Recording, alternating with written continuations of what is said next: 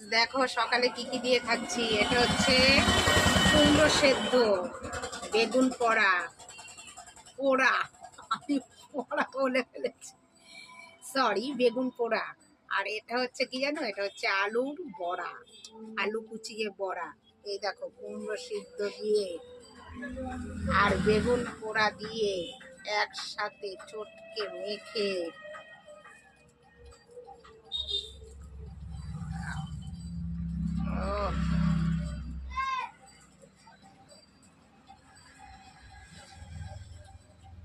এইভাবে মুখে দিয়ে